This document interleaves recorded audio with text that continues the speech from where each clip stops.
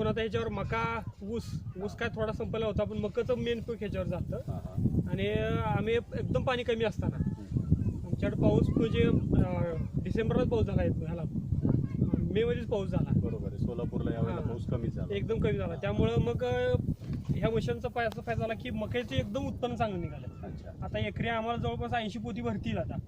परवा मका भरायचे. मग रिझल्ट ह्या मशीनचा पिकाच्या बाबतीत सगळ्यात चांगला. याच्यापूर्वी मका घेतला होता का कधी तुम्ही? बऱ्याच वेळा मका बऱ्याच वेळा घेतली, पण असं रिझल्ट नाही. उत्पन्नामध्ये किती फरक पडला? उत्पन्नात ह्याच्यामध्ये जवळपास 30% फरक पडलेला आहे. अच्छा, म्हणजे तुम्ही आता हे मशीन लावल्यामुळे समाधानी आहात? समाधानी आहे. इतर शेतकऱ्यांना तुम्ही काय सांगू इच्छिता?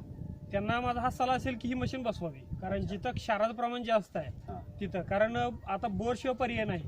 हिरीची पाण्याची पातळी एकदम खाली गेलेली आहे.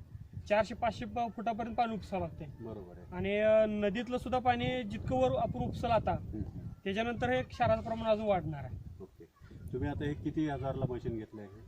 हे आपली 42,000 मशीन बसली. तुम्हाला असं वाटतं का की 42,000 रुपये किंमत खूप जास्त आहे म्हणून? नाही, तुम्हाला कारण ह्याच्यामध्ये उत्पन्न माझ्याकडे एकाच पिकात या मशीनचा आता उत्पन्न निघतं. खर्च निघून जातो पूर्ण. कंपनीच्याकडनं तुम्हाला मशीन मध्ये कधी काही प्रॉब्लेम आला तर काही सर्व्हिस मिळाली की नाही? सर्व्हिस व्यवस्थित मिळाली. गव्हाणे साहेब तुम्हाला सर्व्हिस देतात? सरांनी फोन केल्या गावाने सरांनी येऊन सर्व्हिस आपली व्यवस्थित दिलेली आहे. अच्छा, त्याबद्दल तक्रार काय नाही.